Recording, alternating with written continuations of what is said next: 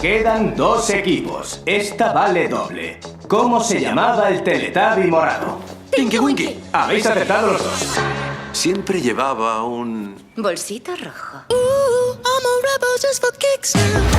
Max es muy competitivo, como yo. Por eso me enamoré de él. Ah, muy fácil. Fue el increíble Hulk. Eric Bana. Otro. Marráfalo. Otro. Luz Ferriño. Las 2 caras de la verdad. Richard Gere nunca ha hecho de Hulk. ¡Tiempo! ¡Por Dios, Ed Norton! ¡Oh, sí, claro! ¿Qué tal si lo repetimos en mi casa la semana que viene? Va a ser una noche de juegos memorable. Ay, madre. Hoy vamos a llevar la noche de juegos a otro nivel. No necesitamos ni tablero ni fichas. Ni tampoco que seas tan grosero, ¿vale? Van a secuestrar a alguien de esta habitación. Oh, una fiesta rollo Cluedo. ¿Qué dices? La persona que encuentre a la víctima ganará el gran premio. Las llaves de un Stingray. ¿Solo las llaves? No, Ryan, todo el coche. ¡Oh, sí!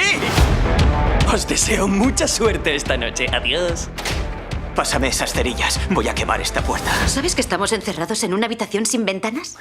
¿Por qué haces que mi idea suene estúpida? No sabréis qué es real ni qué es falso.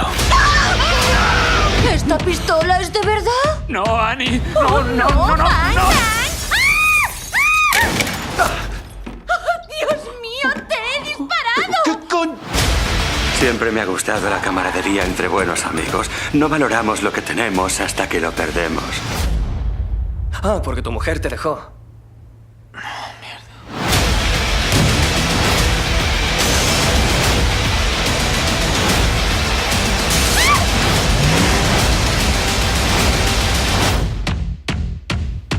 Oh, mierda. Vamos a darnos un bañito.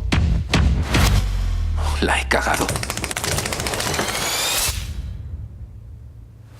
Vale. Tengo una idea tan absurda que quizá funcione. ¿Estrellarnos contra el avión como Liam Neeson en Venganza 3? Hizo eso en Venganza 3, ¿eh? ¡Dios! ¡Has fallado! Gracias, cielo. Son las instrucciones para extraer una bala.